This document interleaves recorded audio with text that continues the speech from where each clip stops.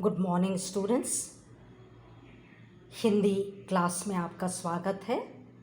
आज हम हिंदी व्याकरण में अध्याय 5 पद परिचय के विषय में समझेंगे।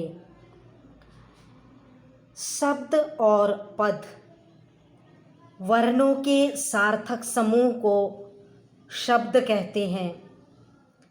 यह भाषा की स्वतंत्र इकाई है।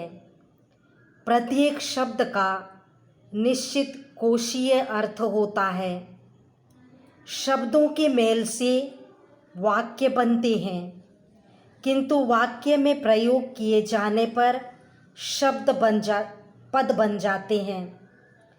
वाक्य में प्रयुक्त होने से पहले शब्द की कोई व्याकरणिक कोटि नहीं होती, ना ही उस पर दूसरे शब्दों की कोई निर्भरता होती है, किंतु वाक्य में प्रयुक्त होने पर प्रत्येक शब्द एक व्याकरणिक इकाई के रूप में कार्य करने लगता है और वह दूसरे शब्द में संबद्ध होकर व्याकरणिक रूप से आश्रय आश्रित के रूप में भावाभिव्यक्ति के लिए एक दूसरे पर निर्भर हो जाते हैं।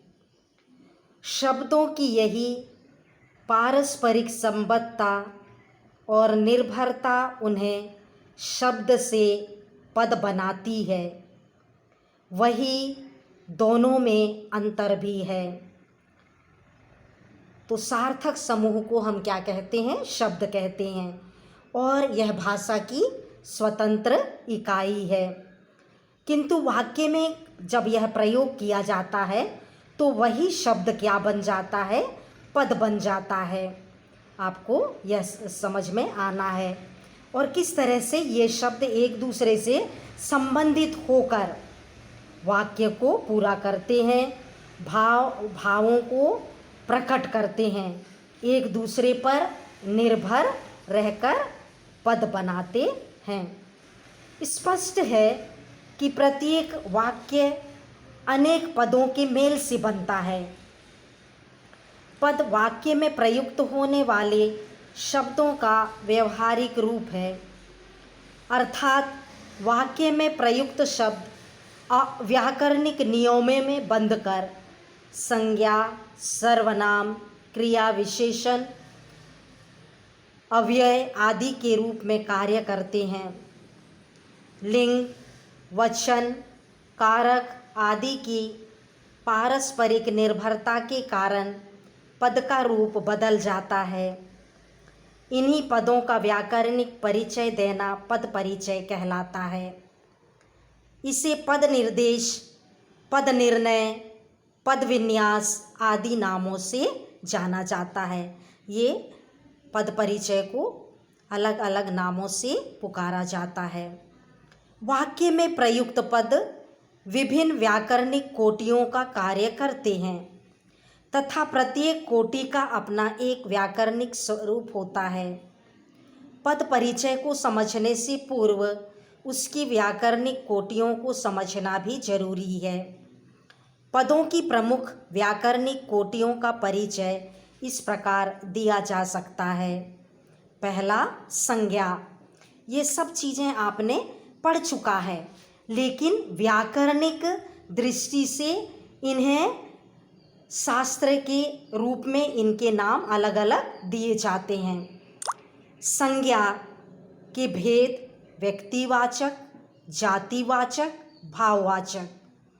लिंग, वचन, कारक तथा क्रिया के साथ उसका संबंध। दूसरा, सर्वनाम। संज्ञा के भेद, सर्वनाम के भेद पुरुषवाचक, निश्चयवाचक, अनिश्चयवाचक, संबंधवाचक, प्रश्नवाचक एवं निजवाचक।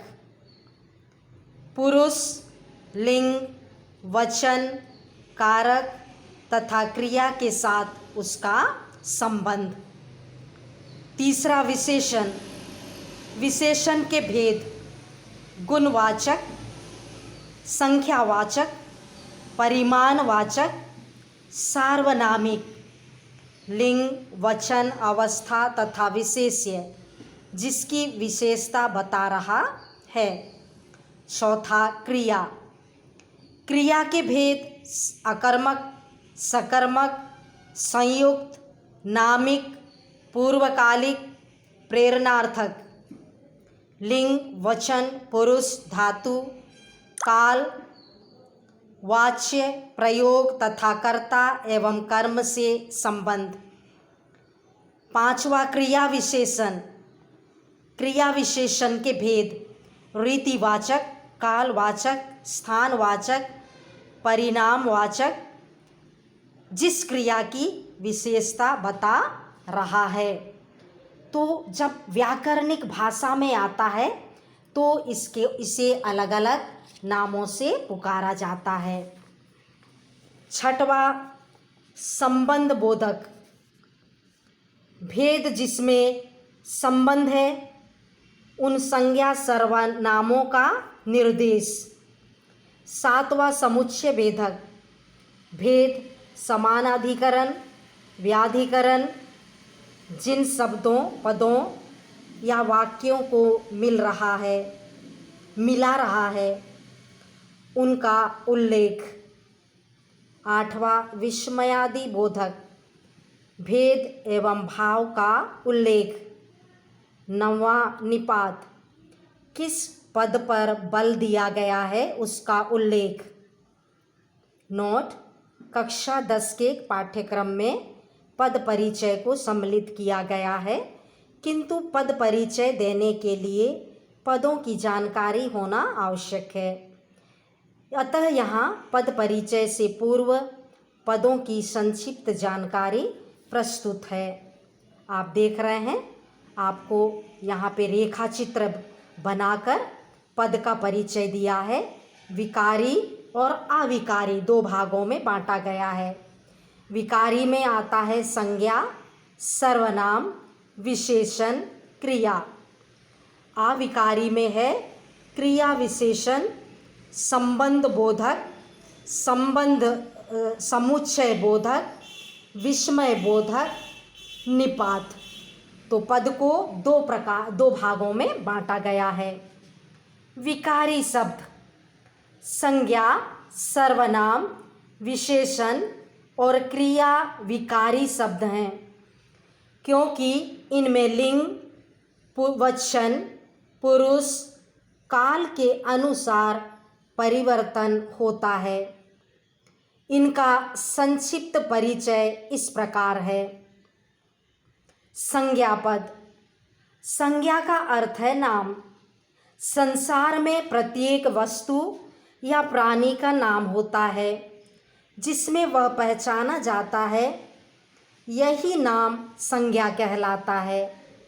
अर्थात किसी व्यक्ति, वस्तु, स्थान, अवस्था, स्थिति, गुण या भाव के नाम का बोध कराने वाले को शब्द संज्ञा कहलाते हैं।